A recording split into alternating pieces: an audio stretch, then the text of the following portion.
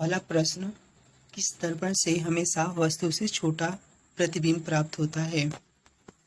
Option हो जाएंगे ए समतल, बी उत्तल, सी अवतल, डी कोई नहीं।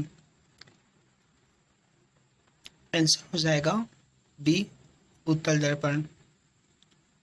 अगले प्रश्न की ओर चलते हैं।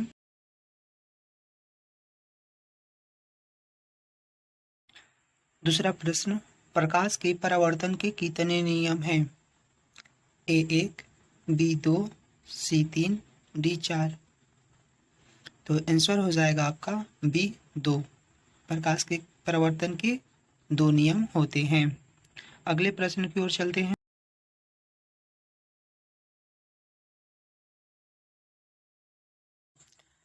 तीसरा प्रश्न, जब प्रकाश की किरण हवा से कांच में प्रवेश करती है तो मुड़ जाती है।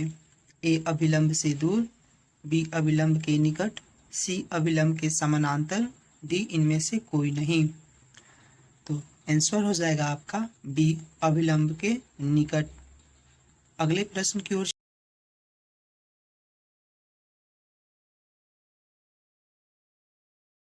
चौथा प्रश्न, परावर्तन के नियम से निर्धारित होता है। ए आपतन कोण बराबर परावर्तन कोण, बी परावर्तन कोण बराबर अपवर्तन कोण, सी आपतन कोण बराबर विचलन कोण, डी इनमें से कोई नहीं। तो आंसर हो जाएगा आपका बी परावर्तन कोण बराबर अपवर्तन कोण। अगले प्रश्न की ओर चलते हैं।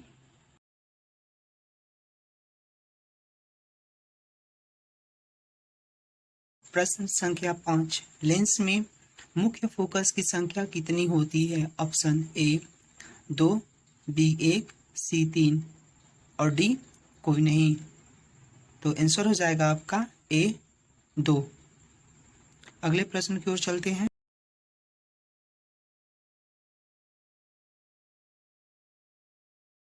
प्रश्न संख्या 6, गोलीय दर्पण में फोकसांतर एवं वक्रता त्रिज्या के बीच संबंध है। ए आर बराबर 2f, बी एफ बराबर आर, सी एफ बराबर 2/r, डी आर बराबर 2/f। तो आपका आंसर हो जाएगा ए आर बराबर 2f। अगले प्रश्न की ओर।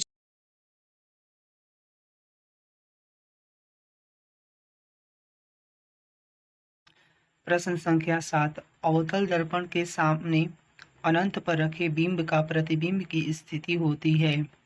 ऑप्शन ए वक्रता केंद्र पर, बी अनंत पर, सी ध्रुव पर और डी फोकस पर। तो आंसर हो जाएगा आपका डी फोकस पर। अगले प्रश्न की ओर चलते हैं।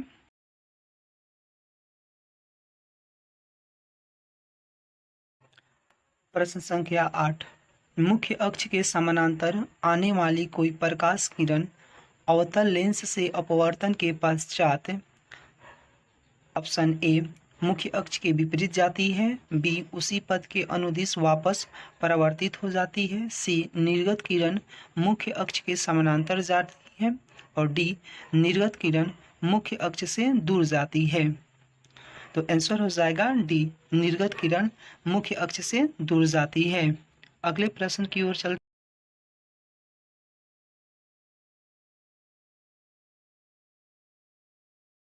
प्रश्न संख्या 9, अवतल दर्पण के ध्रुव और मुख्य फोकस के बीच रखे बिंब का प्रतिबिंब की प्रकृति होती है। ऑप्शन ए आभासी तथा उल्टा, बी आभासी एवं सीधी, सी काल्पनिक एवं सीधी और डी सभी। तो आंसर हो जाएगा इसका ऑप्शन बी आभासी एवं सीधी। अगले प्रश्न की ओर बढ़।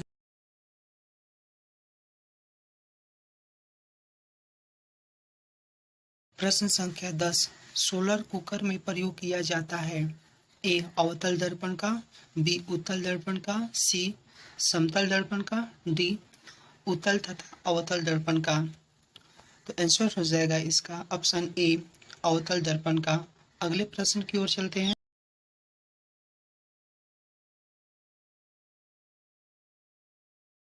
प्रश्न संख्या 11, सरल सूक्ष्मदर्शी में किसका उपयोग होता है?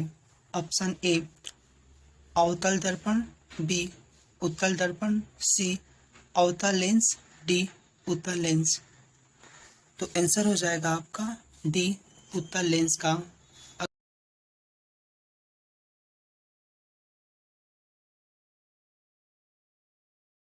प्रश्न संख्या 12, जब प्रकाश की किरण हवा से कांच में प्रवेश करती है तो मुड़ जाती है। ऑप्शन ए अभिलंब से दूर, बी अभिलंब के निकट, सी अभिलंब के समानांतर, डी इनमें से कोई नहीं। तो आंसर हो जाएगा आपका अभिलंब के निकट। अगले प्रश्न की ओर चलते हैं।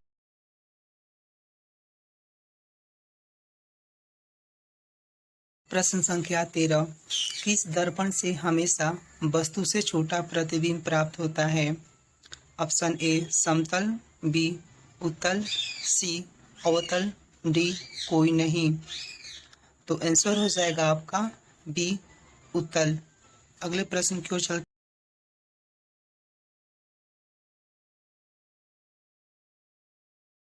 प्रश्न संख्या 14, प्रकाश के किरणों के समूह को कहते हैं। ऑप्शन ए प्रकाश स्रोत, बी किरण पुंज, सी प्रदीप्त, डी प्रकीर्णन।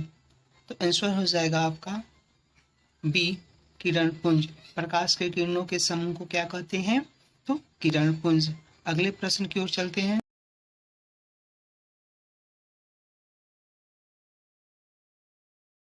प्रश्न संख्या 15 और ये प्रश्न अंतिम है।